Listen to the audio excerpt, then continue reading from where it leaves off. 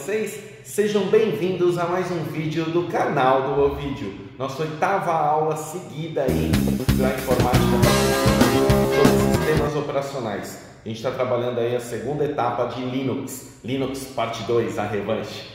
Espero que vocês gostem do vídeo, curtam, comentem, divulguem nas redes sociais de vocês, no WhatsApp, para que o canal do Ovídio cumpra a meta de terminar esse ano de 2018 com 5.000 inscritos. Eu conto com vocês, hein? Para vocês poderem continuar contando comigo. Boa aula de Linux. Tchau, tchau! Olá, meu nome é Ovídio Neto e eu sou o professor de informática de vocês. Nós vamos trabalhar agora com Linux parte 2. Nós vimos na primeira etapa algumas distribuições Linux, que são as partes gráficas, onde nós temos uma série de empresas que fornecem essas informações de uma maneira bem legal e bem amigável.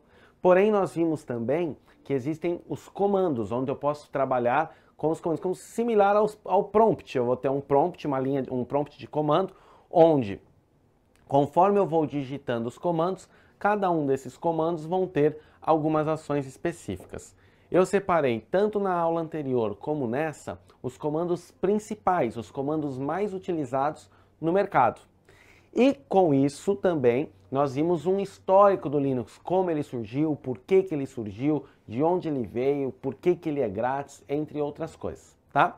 Eu vou mostrar agora para vocês só mais uma última conceituação sobre distribuição e vou mostrar mais alguns comandos. Aqui, pessoal, quando a gente fala em conceitos de distribuição, eu achei interessante mostrar para vocês esse termo, porque pode ser que tenha alguma pergunta que use esse termo, tá?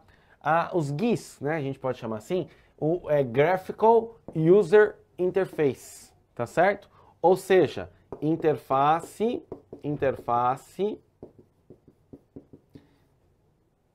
gráfica de usuários, acho que ficaria a melhor opção. Interface gráfica para usuários. Essa é a definição desse tema aqui, GUIs, tá? Ok? Então, se tiver alguma determinação, alguma especificação, alguma questão em específico no seu concurso que utilize o termo GUI, tá? Ou GUIs, nós estamos falando de uma interface gráfica, Lembrando que na aula passada eu demonstrei algumas para vocês, né? Só relembrando aqui, mostrar algumas outras que eu não mostrei. Então, por exemplo, se eu vir aqui no Google e eu colocar, por exemplo, SUSE é uma, deixa eu colocar aqui SUSE Linux aqui, ó, imagens, ó. Se a gente olhar aqui, olha que legal. Eu tenho aqui, ó, aqui é o logo, né?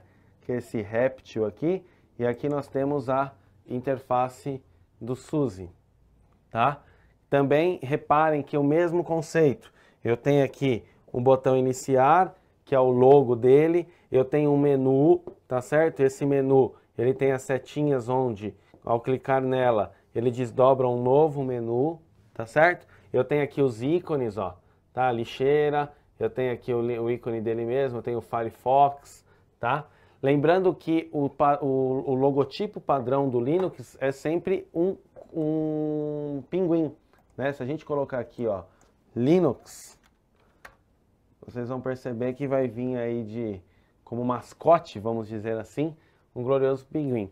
Se a gente pensar aqui, nós temos também o Fedora, que também é uma distribuição, também é um GUIs, também é um Graphic User Interface, tá?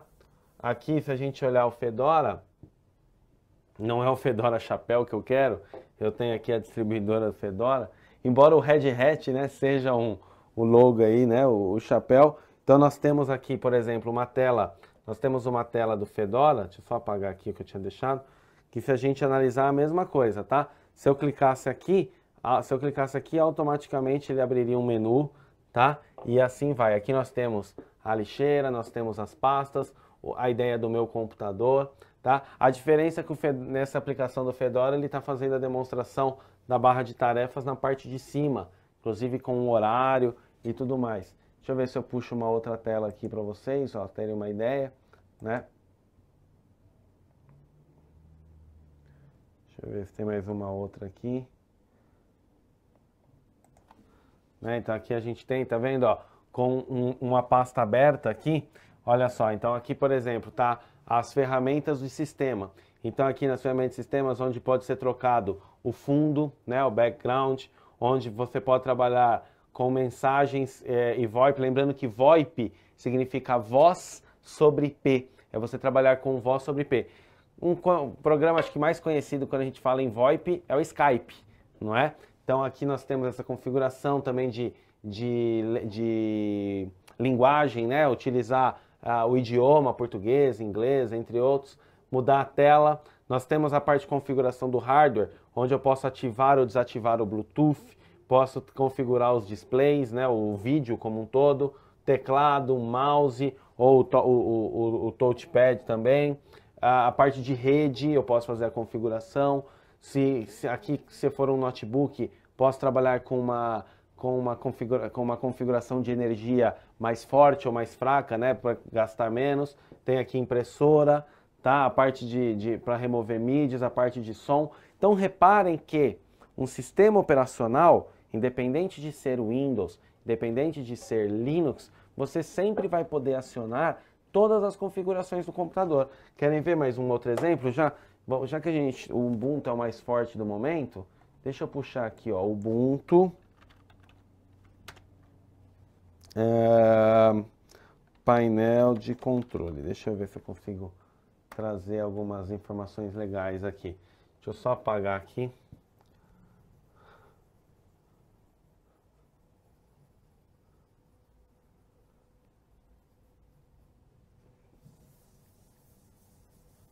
Muito bem. Se a gente puxar aqui no Ubuntu, nós temos aqui, vamos puxar aqui esse aqui, vamos ver se aqui tá legal. Ó, aqui eu tenho o painel de controle do Ubuntu, tá? Ó. Então, ó, reparem aqui, ó, até o título diz, ó, Ubuntu começa a deixar o GNOME de lado, né? Aqui, ó, eu tenho, por exemplo, a parte de aparência, tá? A parte de brilho, parte de idioma, tá? Que se a gente abrir o painel de controle do Windows, que é o que eu tenho aqui instalado nessa máquina, ó, painel de controle. A grosso modo, o contexto, ó, é o mesmo, tá? A grosso modo, o contexto é o mesmo. Se a gente puxar outra imagem, a gente vir aqui, ó, e puxar, quer ver, ó? Essa imagem é pequena, vai ficar ruim para vocês visualizarem. Vou puxar essa aqui, que é a mais... Bem que aquela outra tava um tamanho melhor. Essa aqui dá para ter uma ideia legal. Tá? Então, ó, reparem. Painel de controle do Windows, tá? Painel de controle do Linux. Então aqui, ó, mesma coisa. Tem a parte de vídeo, tem a parte de brilho e de travas, né? De bloqueios. Tem a parte de como será a demonstração, o layout do teclado. Eu tenho a parte de suporte aos idiomas, tá? A parte se tem contas online, se tem contas onde são acessadas com conexão à internet. A parte de privacidade. A parte de configuração do Ubuntu como um todo, tá? Aí tem a parte de configuração do Bluetooth, a parte de cor, os display, teclado, que aqui que eu já havia explicado para vocês. Se trabalha com tablet, aqui tem essa parte de configuração. Quando a gente fala em sistema, aqui lá no painel de controle do Windows, ele chama de segurança, ó, criação de backup, tá? Parte de detalhes, a parte de updates. Do mesmo jeito que você tem o Windows Update, se você está trabalhando lá com uma distribuidora Ubuntu, que é a que eu estou mostrando para vocês, você vai ter a distribuidora Ubuntu, tá? Ó, só para finalizar essa parte das GUIs, lembrando, tá certo? Lembrando, GUIs, o G, Graphical, o U, User, o I, Interface, ou Interface, tá? Já meio que aportuguesando o termo, todo mundo fala interface, né? Então, o que seria o GUI? O GUI é, aqui puxando para nossa apresentação, o GUI, ele é interface gráfica para o usuário, tá? Graphical User Interface. Tudo bem? Voltando lá, só para finalizar essa parte aqui, aqui, por exemplo, eu posso, só para vocês terem uma ideia, gerenciar pastas no Ubuntu. Só para vocês terem uma ideia aqui, ó. Se eu abrir, seria aí o explorador deles, né?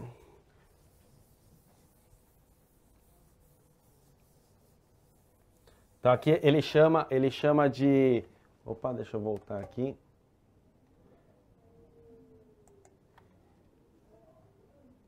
ele chama de o que nós chamamos no Windows de Windows Explorer, gerenciador de arquivos, aqui ele chama de navegador de arquivos, tá? Mas reparem que você tem o mesmo conceito. Você tem as pastas aqui, tá? Ó, você tem as pastas, tá certo? E do lado esquerdo você tem o menu, ó, onde você pode acionar documentos, música, imagens, vídeos. Olha só o Windows Z, quando a gente abre, é a mesma coisa, ó. Do lado esquerdo você tem o menu e do lado direito você tem as pastas e os arquivos. Exatamente o mesmo conceito, tá bom? Muito bem. Fechado essa parte, a gente pode voltar aqui para o meu PowerPoint.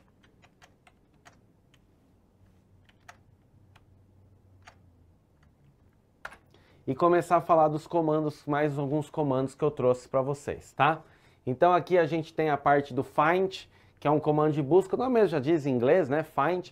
Aqui eu trouxe tanto que eu posso usar o find e eu posso fazer alguns complementos, tá? Ou também, deixa eu usar a caneta vermelha que eu acho mais legal. Ou simplesmente ao usar o comando find, ele vai fazer uma busca no seu disco rígido. Na verdade, não necessariamente no seu disco rígido. Se você tiver na unidade do pendrive, ele vai fazer um find na sua unidade de pendrive.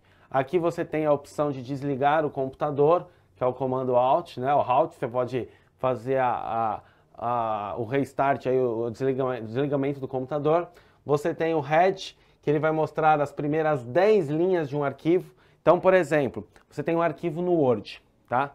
Na verdade, esquece o Word, eu estou no Linux. Você tem um arquivo lá no BROffice, tá? Você está usando lá o editor de texto BROffice. E você quer ver as 10 primeiras linhas desse arquivo.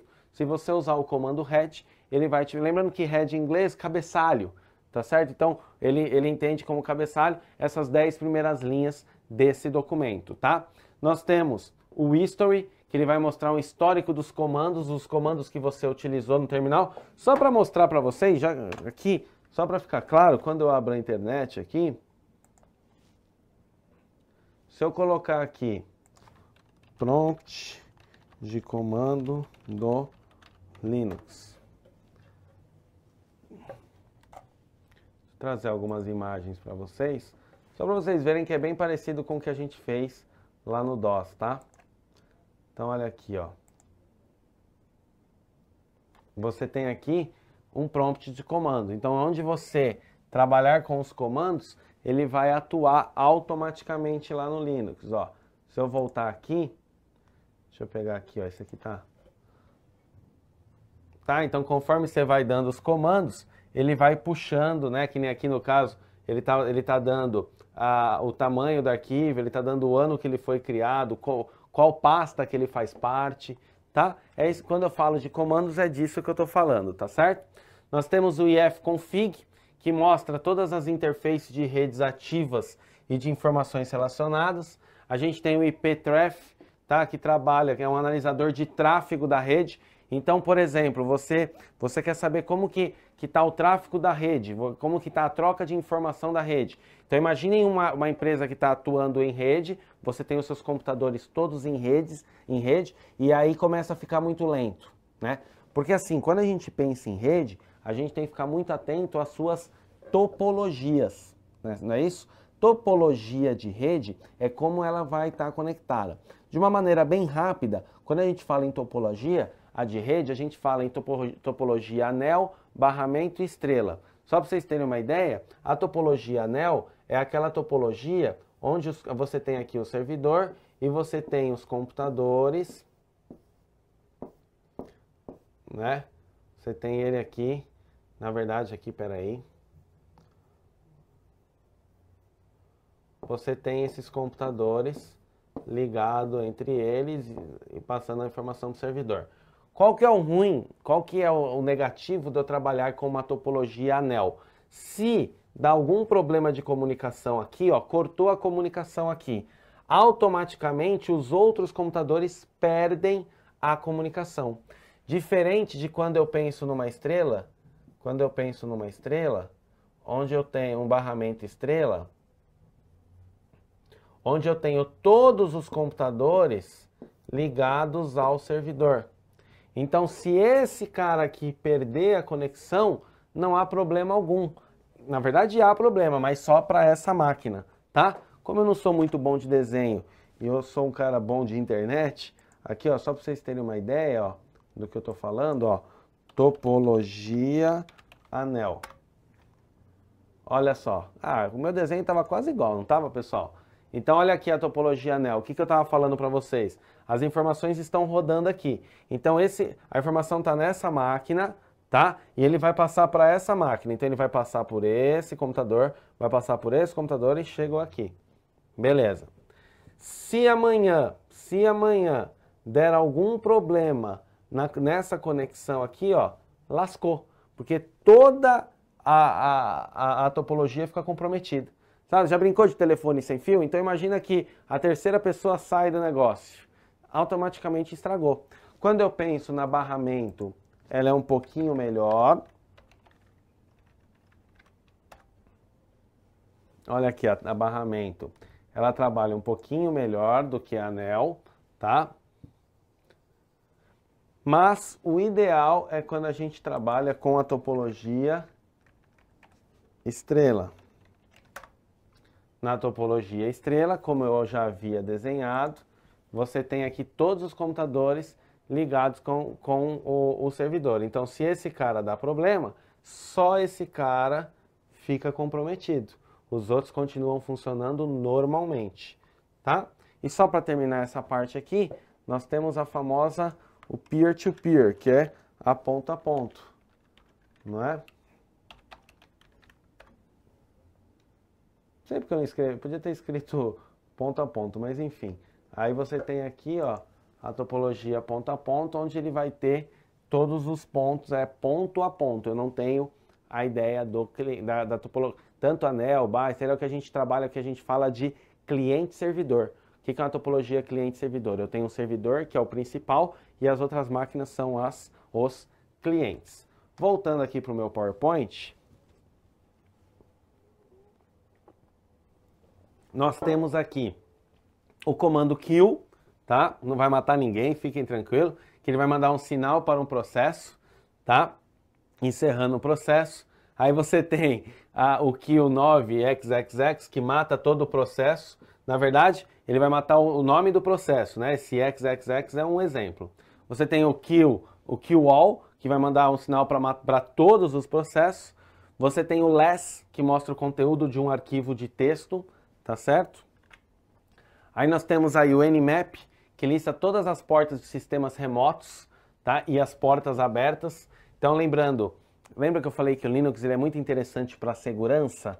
Então você vai perceber muito isso. Por exemplo, quando você está usando um FTP, o que é um FTP? File Transfer Protocol, não é isso? Protocolo de transferência de arquivo. Você deixa lá uma porta aberta, a porta 80 da sua máquina está aberta. Então você usa lá o nmap, você pode mandar aí, listar essas portas que estão abertas para saber de onde pode vir um possível ataque, por exemplo.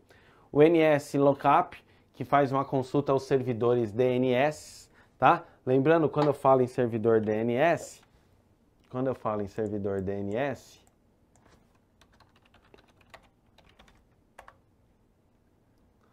tá? É o conceito de internet. As informações são recebidas por ele e automaticamente eu consigo enviar ou receber, tá?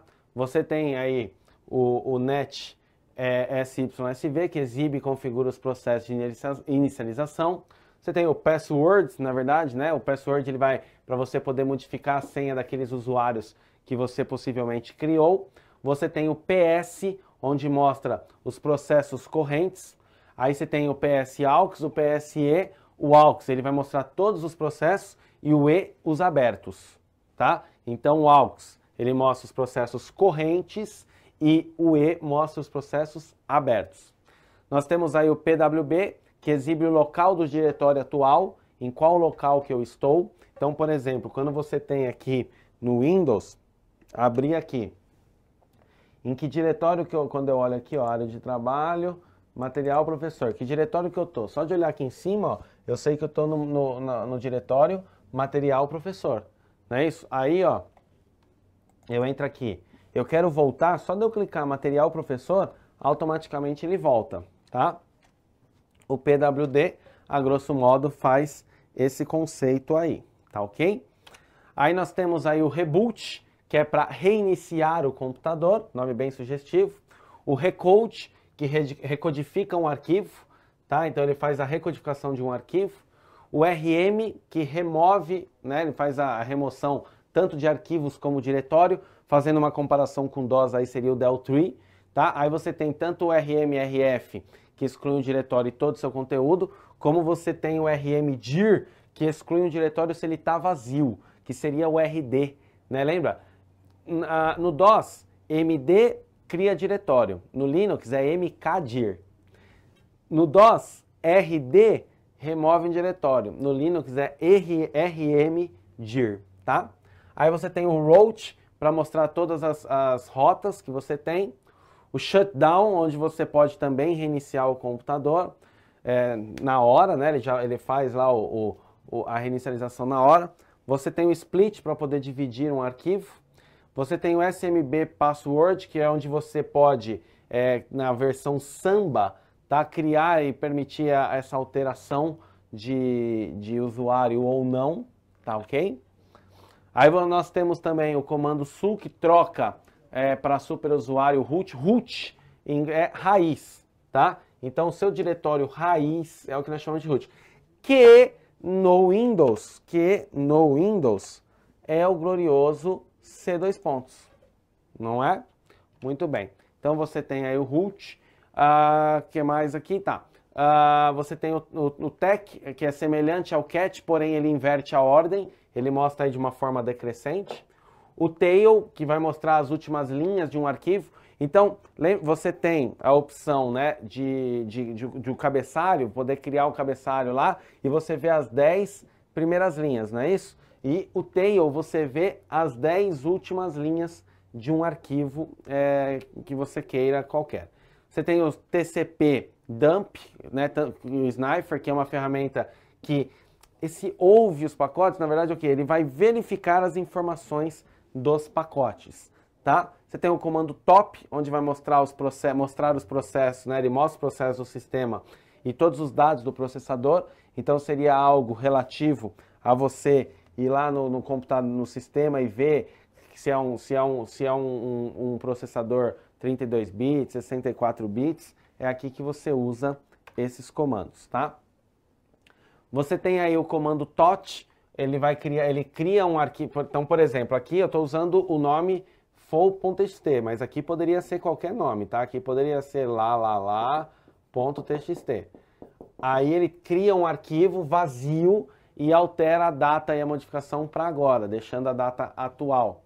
Você tem o trace route, onde você vai traçar uma rota do host local. O host, quando, por exemplo, você fez um site, o que é a ideia de um host? É você deixar hospedado as informações, tá ok? Aí você tem o mount, onde você pode desmontar partições. Você tem o fdisk, onde você cria partições. Você tem o mount, onde você desmonta essas partições. Então imaginem que o seu HD está aqui e ele está particionado dessa forma. O mount vai pegar e vai desmontar essa partição, deixando o seu HD com uma partição a menos ou com duas, enfim. Uname, que são informações sobre o sistema operacional. Então, saber qual é o GUI que você está usando, as informações em gerais. Aí você tem o userdel, que é o que você vai remover os usuários. Então, por exemplo, um funcionário saiu da empresa, ele não está mais trabalhando na empresa. Então, você vai remover esse usuário. Você usa esse comando aí, userdel. Você tem o V, que é um editor de arquivos de texto, similar aí ao Notepad também. Aí você tem uma versão melhorada dele, tá? Que é o Vim, tá? É só lembrar V, aí põe o M de melhorada, tá ok?